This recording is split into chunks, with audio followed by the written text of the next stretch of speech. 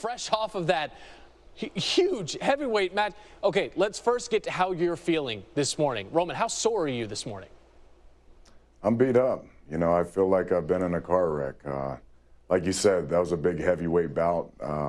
And I sit at about 275, sometimes 280, and I was the smallest guy in that match. So it felt like I was running into a wall pretty much every time. We're going to get to your football background in a second, but you played at a high level for several years. Compare the feeling this morning after SummerSlam with the feeling maybe Sunday morning after playing college football. To be honest, it felt like I played a full game. You know, that was one thing. When I played at Georgia Tech, we didn't always have the depth at D-line, so sometimes I had to play, 60 to 70 snaps, and you get to a certain point where you're just exhausted, you're getting full body cramps. Yeah. And that's the type of physicality that I felt last night.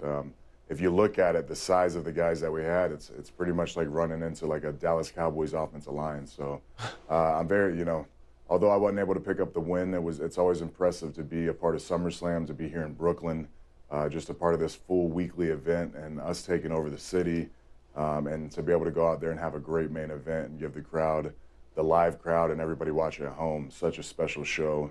The energy in the Barclays was unbelievable, and we're really excited to come back next year. I want to ask you about that energy because that was almost a trending topic in its own right on Twitter last night. Just the pops that you guys got from the entrance on through the match, highlights within the match. When do you know, maybe it's backstage before your match, but when do you know, hey, this is a special crowd now?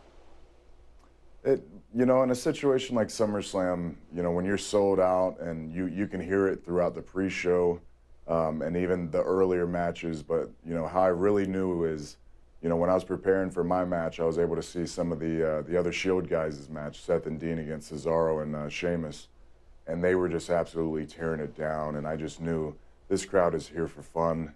They, they paid their hard-earned money, and they're going to come and make the most of it. And that's exactly what they did. Once we get out there, being in the main event, being the last match of the night, sometimes it's hard because they can wear down a little bit, but that was not the case.